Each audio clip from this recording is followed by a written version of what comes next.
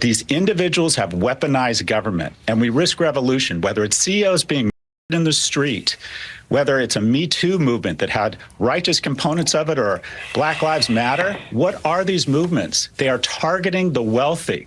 We are in the midst of a series of small revolutions to correct income inequality. And the reason we put an insurrectionist and a rapist in office is because for the first time in our nation's history, a 30-year-old man or woman isn't doing as well as his or her parents were at 30. Why? Because the majority of households are having the oxygen sucked out of the room, such that a small number of individuals and a small number of companies can be worth more than nation states. Income inequality is out of control. Our tax policy has gone full oligarch. You just heard from Scott Galloway. He is a professor of marketing at New York University's Stern School of Business, and he is worth more than $100 million. But yet, he was on mainstream media saying something that was absolutely spot on, which is surprising to me. Now, I want to use his comments as a bit of a jumping off point for a broader conversation about income and wealth inequality, because what he's touching on here is very important.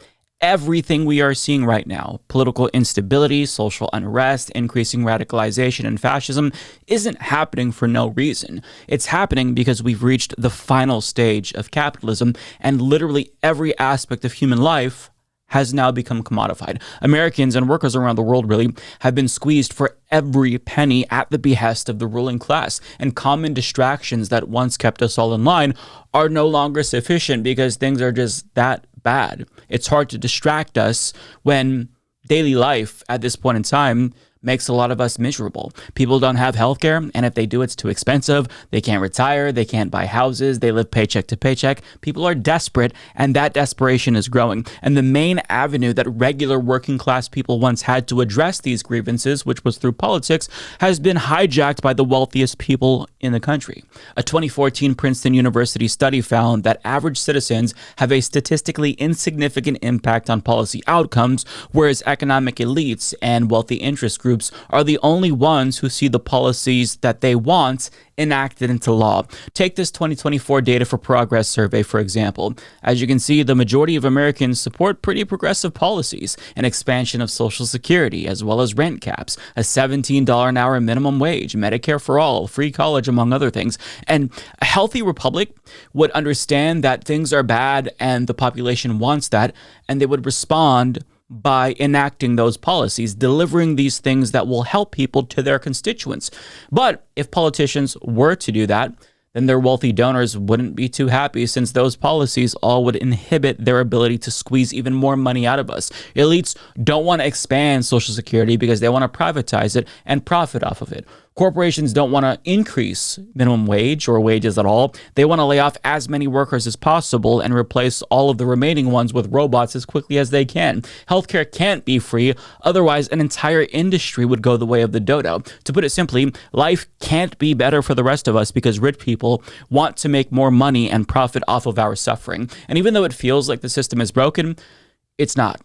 It's working as intended. Our entire economic system centers on the maximization of profit, which means money making is incentivized above all else in virtually every single thing that we do. Even art isn't safe. You know, there's a reason why so many films these days are sequels and remakes, and why so many video games are quick cash grabs and asset flips filled with microtransactions. It's because the goal isn't to make an enjoyable experience. If you happen to enjoy it, that's just secondary to the goal of making a lot of money. Greed is a virtue in our society, and it's the main virtue that keeps all of us going, because if we're not greedy, we don't survive, because we're all captive to that exploitative machine, and we don't have the ability to opt out even if we wanted to. You know, in theory, I would like to think that I'm making these videos to inform and entertain people, but at the end of the day, if I don't upload at least 3 new videos per week, I can't feed myself. If I didn't have to worry about doing this as a job, I'd be pursuing passion projects and making entirely different forms of content if I wasn't beholden to YouTube's fickle algorithm. You know, we're all captive to the system in some way. I try to be a responsible consumer, and I'm sure that you do as well, but we can't not do business with exploitative companies. I mean, the phones that we all have are not made with products that were ethically sourced, to put it mildly. Our entire system prioritizes profits over people. I mean, we are literally destroying our planet to increase short-term profits for fossil fuel companies. Now, I say all this not to get you down and make you feel hopeless, but because I want us to have a realistic understanding of our barbaric system, which was designed to arrive at this inevitable conclusion, even if it seemed to be working pretty smoothly at first. Now, getting back to Scott Galloway and the conversation that he had with Joe Scarborough, they characterize our current situation as a rigged tax system specifically, and they talk about rich people shifting the tax burden onto the middle class. And that is certainly a part of the problem for sure, but my level of analysis is a little bit different. For example, this is how Joe Scarborough describes it. This, and I say this as a small government conservative, this is a threat to American capitalism. And that's where we disagree. It's not a threat to capitalism. It's just capitalism. Income and wealth inequality isn't just the product of our rigged tax system or some unintended consequence. It's the result of the system. And I say this because you can try to put in place as many safeguards and regulations as you want, but at the end of the day, if our economy is built solely on the goal of maximizing profits, all of those safeguards that act as a line between capitalism and so-called crony capitalism are one day going to be targeted by the oligarchs as well for the fact that they view them as barriers to increasing profits even more. You know, elections were once about public participation and even governance. But now, since we've commodified that too and now allow unlimited sums of money in politics, elections are nothing more than money-making ventures for the ruling class. They're effectively investments, and Scott Galloway explains how this is the case in the following clip. The greatest trade of 2024, it wasn't Bitcoin, it wasn't NVIDIA. It was Elon Musk investing $250 million directly in the Trump campaign. And then when Trump won since the election, Elon Musk's worth has gone up $140 billion.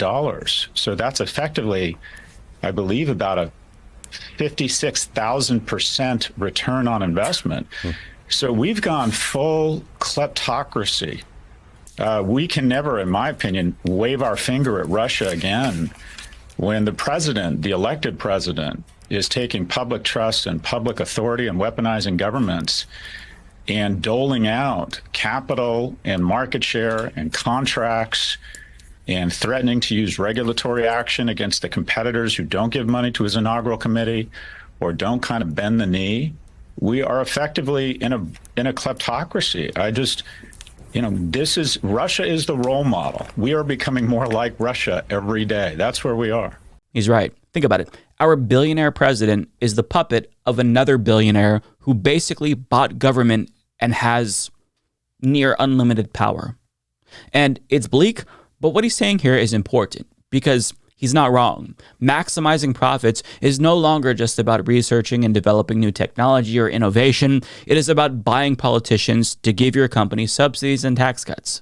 It's why almost every single corporation factors lobbying and campaign contributions into their annual budgets, because buying politicians has become an essential part of profit maximization itself. It goes back to the Princeton study that I cited earlier. This is why regular Americans have a statistically insignificant impact on policy outcomes, because a working mom with 2 kids can't afford to hire a lobbyist to advocate for policies that she wants. She can't buy a politician or bribe them to bring down the cost of childcare. It is a zero-sum game that regular Americans can't even afford to play.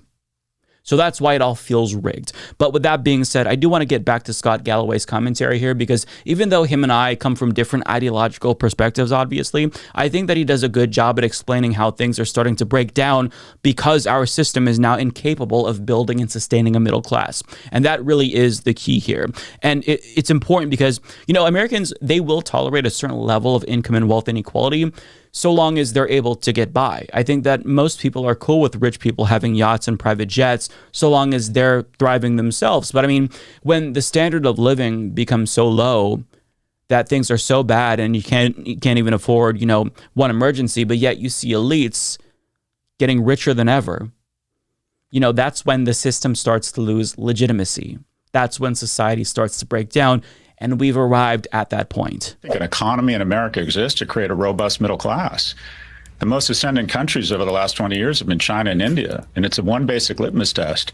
How many people are you bringing into the middle class? People like to fall back into this right-wing notion that it's naturally self-healing. It's not. It's an accident in history. Typically throughout history, you have a small number of people who weaponize government. They're very talented. They aggregate power. They weaponize government, and they aggregate more and more spoils. And then the good news is it's self-correcting. This level of income inequality is usually self-correcting.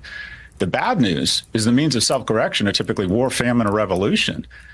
And if you want to talk about tax policy, the myth in tax policy is that the rich don't pay their taxes. That's just not true. The fulcrum is the following. There's super earners and super owners. The folks around your table are probably considered super earners. You make exceptional livings, but it's all current income reported on a W-2. And if you live in New Jersey or New York, you're probably paying 48 to 52% tax rates. Right. But if you're a super owner, I make my living starting and selling businesses. My last business, which was sold for $160 million, I'm very transparent about money. This gestalt or zeitgeist that people should not talk about money is nothing but an attempt to keep poor people down, because rich people talk about money all the time. It's important to be financially literate. The first $10 million for my $160 million sale was tax-free. My effective tax rate over the last 10 years has been 17%. The average tax rate on the wealthiest 25 Americans is 6%. Corporate tax rates are at their lowest point since 1939. At the same time, taxes have gone up for the super owners. Now, the bottom 50% don't pay much federal income tax, but they pay a lot in usage and consumption taxes. But this misdirect talking about tax rates misses the point. It's the tax code, which has gone from 400 pages to 4,000. And that 3,600 pages, quite frankly, is there to screw the middle class and continue to transfer more money to the super wealthy. The fastest growing demographic group in America is not seniors. It's not Latins. It's billionaires. We had 500 billionaires 10 years ago. We now have 2,500. So if you want to cram more and more wealth into a smaller group of people, we're on our way. And the weird thing about America is that we support it because our superpower is our optimism. The Achilles heel is that 99%, the bottom 99% who are getting screwed, don't mind these policies because they believe at some point they're going to be in that 1%. But where are we? We're in a country that's had unprecedented prosperity, but similar to the way William Gibson described the future, it has not been evenly distributed. When 40% of U.S. households are struggling with some sort of medical or dental debt, when a quarter or 20% of households with kids are food insecure, and yet we have one man, Jensen Huang, and I like Jensen, who is now worth more than Boeing. I mean, something is wrong here. I agree. And everyone senses that something is wrong. And they're right to feel like things are wrong because it wasn't always this way. Things weren't always this bad. Our grandparents and parents were able to buy homes and go on vacation and retire. And the fact that this generation can't isn't because we've all become collectively lazy or less productive. Everybody knows that there's some variable, there's something that changed that has led to our collective desperation. So we all, on some level, acknowledge that there's a problem. The issue is that the elites who benefit from this unequal system have invested heavily in making sure that we never find out who the true culprits are. So what do? They buy media companies and they try to reinforce the system and convince us all that it's immigrants or affirmative action and DEI, and our standard of living has gone down, not because of them, but because of immigrants. They're the ones buying all the homes, and people of color are taking all the good jobs. But guess what? They're suffering too.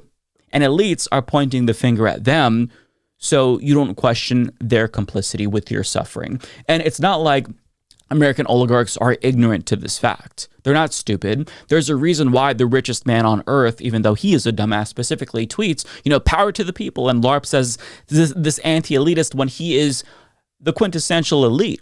And this is why, we're starting to see so many right-wingers call themselves populists. It's because rather than changing the system, they're co-opting your rage and they're misguiding you so you never question the system. They don't want to change the system, even though they say they do. They just want to placate you. And one quote from that clip about income inequality that really stood out to me is Scott's point about it historically being a self-correcting issue. And he's correct. But he warned that, the means of self-correction for income inequality, it's typically war, famine, or revolution. And if you go back to the point that he made in that first clip, that's what we're starting to see now, right? More protests, support for Luigi Mangione. You know, it's not necessarily a revolution, but more and more people are targeting the wealthy in pseudo-revolutionary acts. And fun fact, America is 248 years old. Take a guess as to what the average lifespan of empires is. Take a guess. 250 years. So we've reached the point where people already want to burn the system down, but the good news for American oligarchs is that it doesn't have to come to that. They don't have to keep people this desperate to where they want to burn down the entire system. All that you have to do is ease the pressure a little bit, and this revolutionary fervor dies down. We're distracted again. And Scott makes that point in this video with regard to tax policy.